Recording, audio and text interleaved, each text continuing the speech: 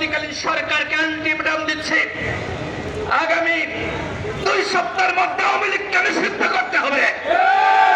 যদি আপনারা আওয়ামী লীগকে নিষিদ্ধ না করেন তাহলে ওই যমুনা ঢাল করা হবে।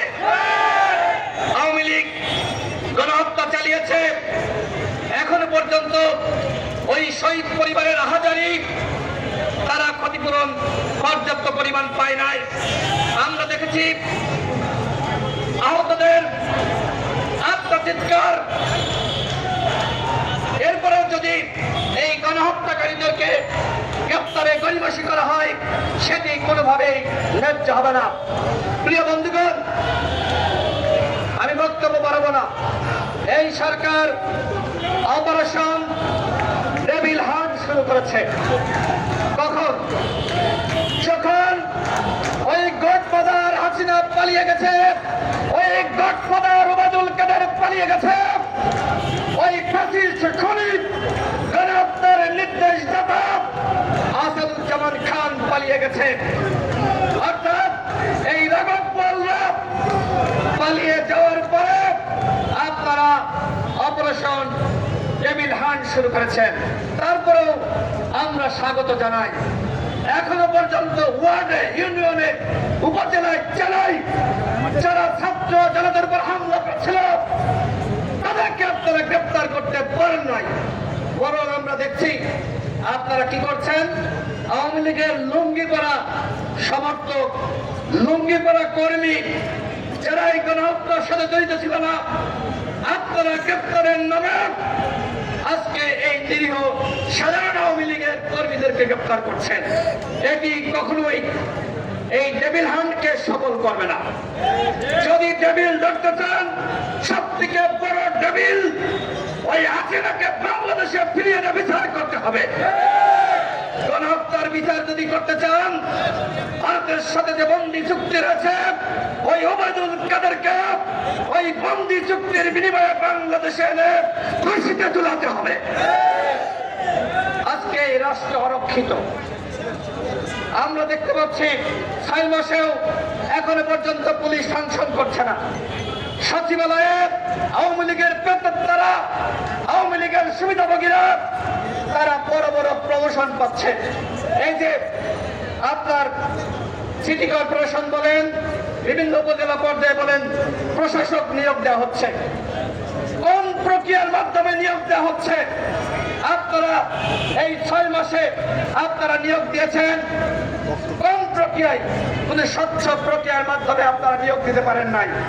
অভিযোগ রয়েছে টাকার বিনিময়ে এইসব নিয়োগ বাণিজ্য চলছে।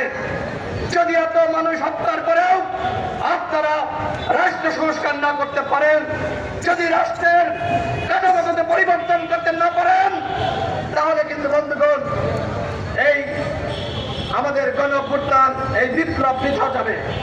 আমরা অন্তর্বর্তীকালীন সরকারকে বলবো, আপনারা রাষ্ট্র সংস্কার করেন। আমরা আপনাদেরকে সহযোগিতা করতে চাই। একমাত্র গণ অধিকার পরিষদ দল হিসেবে আপনাদেরকে আমরা ব্ল্যাঙ্ক চেক দিয়েছিলাম, কিন্তু আপনারা কি করলেন? আমরা যে দাবি করেছিলাম এই উপদেষ্টা পরিষদের পুনর্গঠন, আপনারা আমাদের দাবি আপনারা রাখেন নাই। একটি মাজা ভাঙ্গা, কমর ভাঙ্গা উপদেষ্টা পরিষদ দিয়ে আপনারা রাষ্ট্র সংস্কার করতে চাচ্ছেন। যদি রাষ্ট্র সংস্কার প্রকৃতপক্ষে করতে চান, সবার আগে এই উপদেষ্টা পরিষদের সংস্কার করতে হবে। একজন ব্যক্তি 2টি মন্ত্রণালয় চালাচ্ছে। আরে ভাই, একটি তো চালানো যায় না, 2টি কেমনে চালান? এইভাবে কি রাষ্ট্র সংস্কার হয়?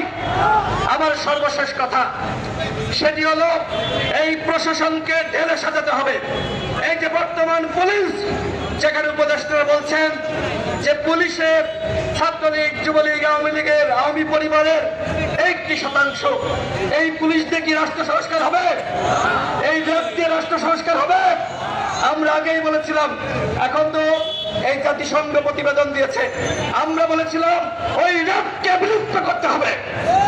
এখন যেহেতু তারা সুপারিশ করেছে, আমরা বলছি আপনারা র্যাবকে অনতিবিলম্বে বিলুপ্ত করেন।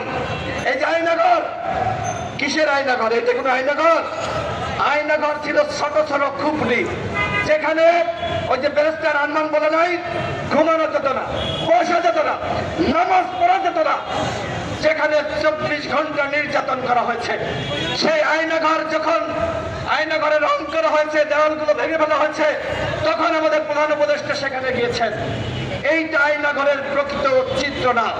হাসিনা ভিন্ন মতের মানুষকে দমন করার জন্য এই ধরনের তারা টর্চার সেল গঠন করেছিল। সুতরাং আওয়ামী লীগ যে অন্যায় করেছে, অপরাধ করেছে, বাংলার মাটিতে আওয়ামী লীগের রাজনীতি করতে পারবে না। আওয়ামী লীগকে নিষিদ্ধ করতে হবে। যদি আওয়ামী লীগকে আপনারা নিষিদ্ধ না করেন, তাহলে কিন্তু এই উপদেষ্টা পরিষদে যারা রয়েছেন তারা কিন্তু ক্ষমা পাবেন না, তারা শান্তিতে থাকতে পারবেন না। আওয়ামী লীগকে নিষিদ্ধ করতে হবে, এটি আমাদের দাবি। সেই দাবিতে আজকে আমরা সমাবেশ করছি। আমাদের এই সমাবেশ ধারাবাহিকভাবে চলবে। ধন্যবাদ সকলকে। আল্লাহ হাফেজ। আসসালামু আলাইকুম।